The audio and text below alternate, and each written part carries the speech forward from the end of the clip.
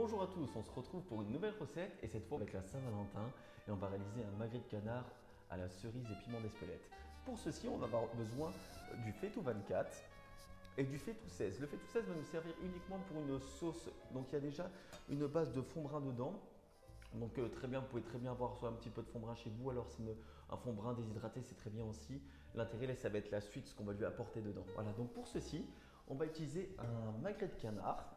On peut également utiliser un filet de canard. Je sais qu'on peut vite s'y perdre, la différence entre un filet de canard et un magret de canard, elle est très simple. Le magret de canard, en fait, c'est un canard qui a été nourri pour faire du foie gras, donc c'est un canard qui a été gavé. Donc la seule chose qu'on va avoir besoin de faire, c'est retirer cette petite partie de gras. On vient gratter en dessous comme ceci, voilà, et on lève. On attrape notre petit morceau de viande, et voilà. Parce qu'en fait, cette partie-là un peu nerveuse, elle est désagréable à manger dans le magret de canard. Et donc voilà, on fait ça pour tout le magret. Et on ne va pas retirer d'excédent de gras parce que c'est ce gras-là qui va nous permettre de cuire nos légumes d'accompagnement. Et cette fois, on ne va pas avoir besoin de préchauffer notre sauteuse 24. On allume directement à feu moyen ou à 4-5 sur votre plaque.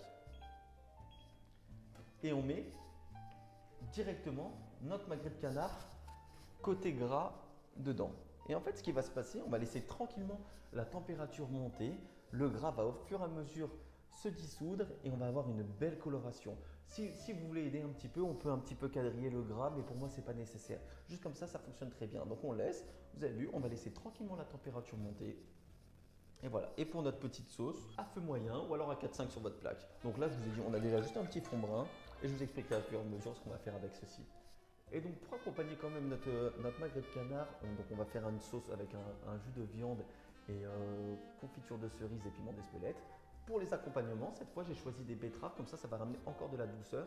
On a de la betterave jaune et de la betterave shoga. Donc la betterave jaune, je pense que tout le monde connaît cette petite betterave. On peut également utiliser de la betterave rouge si vous préférez. Et j'ai pris de la betterave shoga. Alors la betterave shoga, je vais vous montrer, on va la découper. La particularité de cette betterave, c'est qu'elle est striée. Elle est striée entre le blanc et le rose. Et je pense que ça prête très bien pour la Saint-Valentin. Et également, on va utiliser, pour relever un petit peu tout ça, mettre un petit peu de piment dans votre repas, on va utiliser les petits piments doux verts et on va quand même utiliser les piments rouges habanero. Si vous souhaitez faire quelque chose un peu plus doux, tout simplement on utilise des poivrons ou n'importe quel autre légume qui vous plaît. Des carottes aussi, ça marche très bien. Mais là, l'intérêt de cette recette, c'est d'avoir quelque chose de doux avec la sauce à la cerise et quelque chose un peu d'épicé avec le piment habanero et le piment vert. Donc dans notre petit fond brun, on va venir ajouter une confiture de cerise. Donc soit peut-être par chance, vous avez un jardin avec des petites cerises, vous avez fait de la confiture cet été, on utilise ça là, ou alors vous en trouvez de la très bonne au supermarché, 4 cuillères de confiture. Et en fonction, en fait, si vous le souhaitez un peu plus doux, on rajoutera un petit peu encore de confiture. Et on va juste mélanger un petit peu. Voilà, et directement, on a récupéré cette couleur plus foncée et légèrement tirée vers le bordeaux.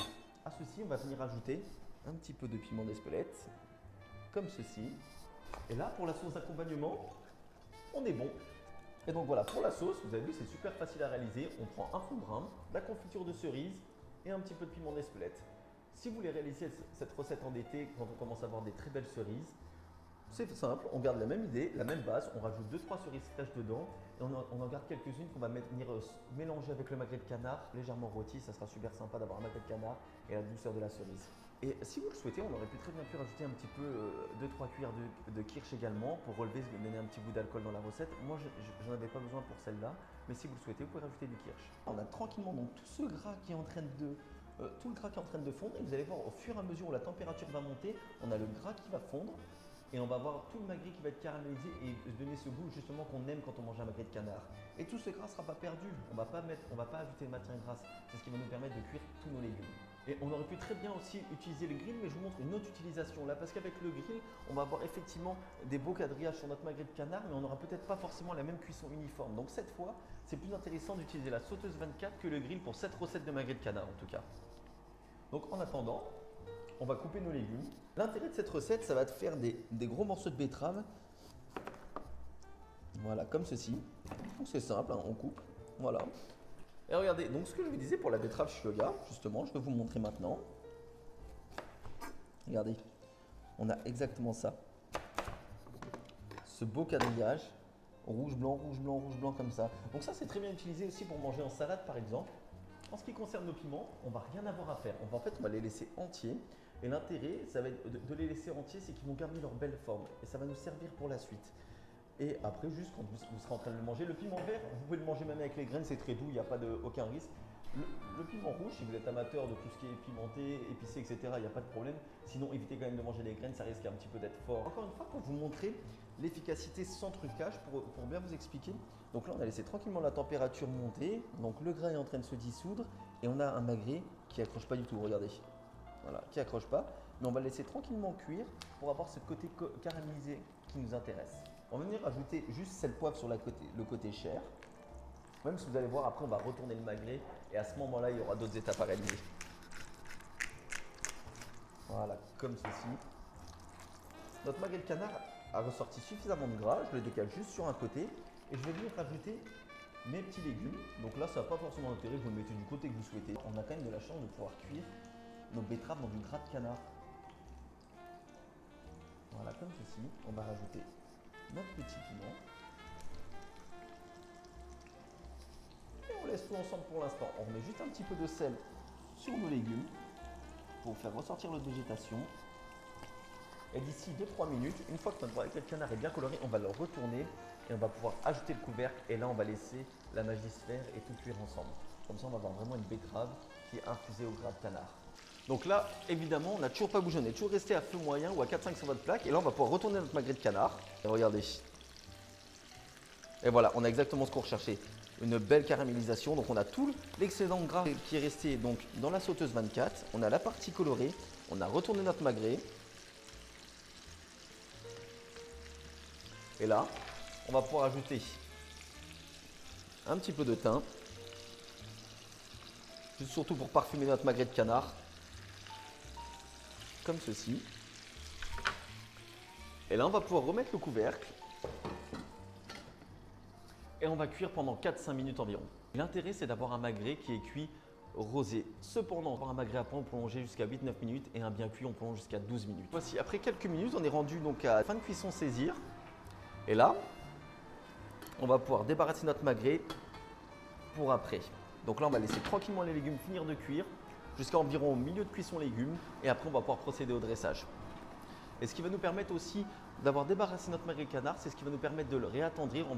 C'est ce qu'ils appellent, on va le laisser tirer tranquillement et on aura une viande qui sera bien juteuse. Donc regardez juste, tous nos petits légumes qui sont en train de confire dans le gras de canard. On n'aurait pas ajouté aussi une petite gousse d'ail. Si vous préférez à la place des betteraves mettre une carotte, il n'y a pas de problème.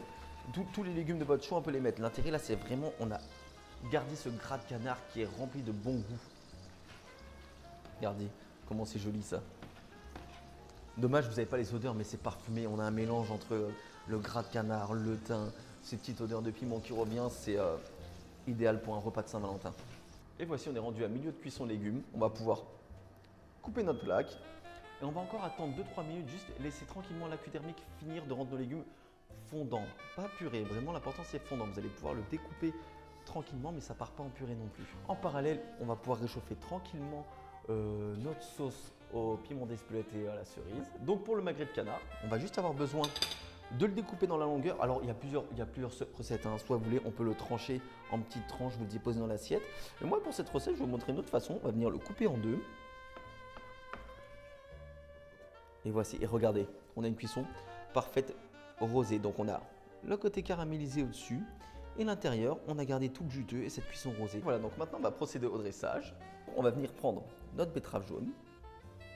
Bon, elle est légèrement grasse, mais cette fois c'est du bon gras, on est sur du gras de canard. On va venir la déposer comme ceci dans l'assiette. Voilà. On va venir récupérer un morceau de magret de canard qu'on va venir déposer comme ceci. Notre petit piment habanero. Comme toujours, moi je vous montre un dressage. Après, libre à vous de faire comme vous le souhaitez. On va mettre notre beau piment vert ici. Notre betterave shioga. Voilà, comme ceci.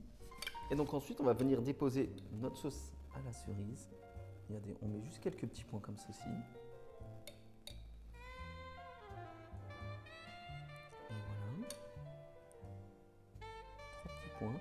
Et après, on met le reste en saucière. Si on commence à mettre beaucoup de sauce partout, on va perdre le visuel dans notre assiette. Et pour la Saint-Valentin, le visuel, c'est important. On va venir mettre parce que c'est la Saint-Valentin et c'est l'amour, des petites fleurs comestibles. Regardez, on va venir déposer ça comme ceci, un petit peu partout. Elles sont comestibles, donc on peut y aller généreusement. Regardez, voici.